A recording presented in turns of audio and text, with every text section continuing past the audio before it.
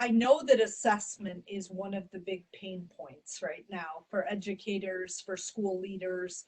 Talk to me. I mean, I look at all the different places around the world that I work with, and common assessment is an interesting concept in and of itself.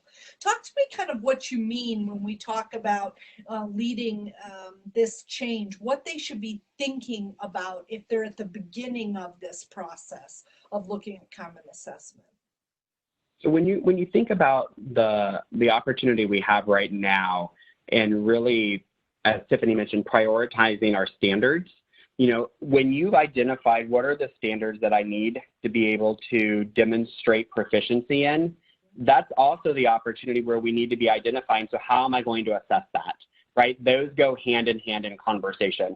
And Kyra Donovan, who's one of our authors with Rigorous Curriculum Design, really lays this out nicely in her book. But those assessments have to match what the expectations of those standards are. And so as teachers, this is the opportunity for us to collaborate together. So we go back to a grade level, let's say fourth grade, because of our son in fourth grade. If I'm a fourth grade teacher and I know I have 10 or 12 other fourth grade teachers who are also prioritizing the same standard, then let's talk together and collaborate around how do we need to assess that. And what do I need to do? So is it a 5-question assessment that I am asking my students to demonstrate proficiency on? And then what do I do with that information, right? Like, getting the information is one thing, but then how do I take that information and actually conduct an error analysis? And so for me, when I think about common assessment strategies, it's really about how do I lead teachers to collaborate and really crowdsource what it is I want kids to be able to do, and how am I going to have them demonstrate their proficiency? And then when I get that information, how do I now plan out my next teaching steps and through that error analysis? So let me see if I'm oversimplifying this, right?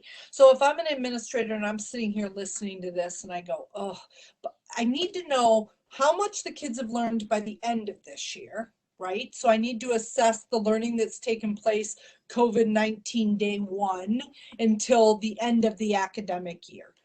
Then those fourth grade students are going to go on to fifth grade. And I need to be able to benchmark at the beginning of fifth grade to say, what gaps do we have that have happened since end of school year, over summer, back to the beginning of school year, right?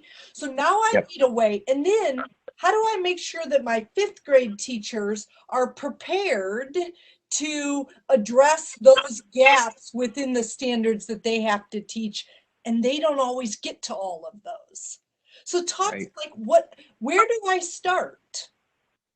Yeah, I think, first we have to start with knowing the end result, right? Where do we want those kids to be at the end of fourth grade?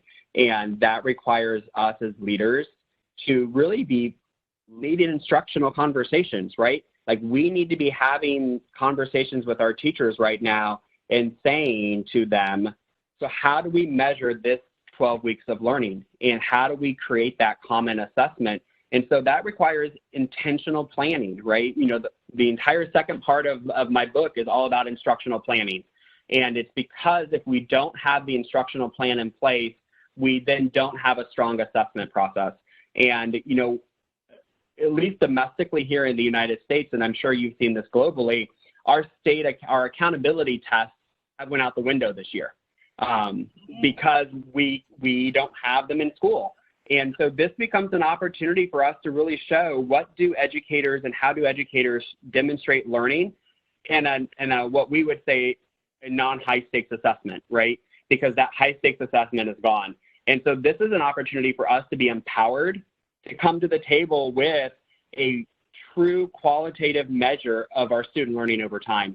And that requires us to plan intentionally. And as we prioritize those standards, we have to immediately connect in, how do I assess it? And so I would literally take a calendar for March, April, and May. And if I were a leader, I would lay it out with my faculty and say, all right, let's plot the standards and let's plot when you're assessing, how you're assessing, and what ways in which you're assessing those students. Yeah.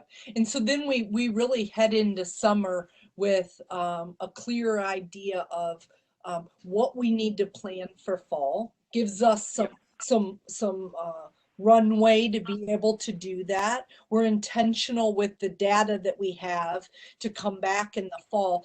We for sure will see some sort of gaps in there. It's Yep. the nature of the beast. But then we're able to say, okay, how are we going to address those? We can do the same thing and lay out first quarter in a calendar, map the standards that have to be covered, and see where those gaps are and start to connect those, so that if I'm teaching double-digit addition and I'm teaching this, those go together. So I'm going to teach and review and plan for both of those at the same time, right? Absolutely. Absolutely. You got it.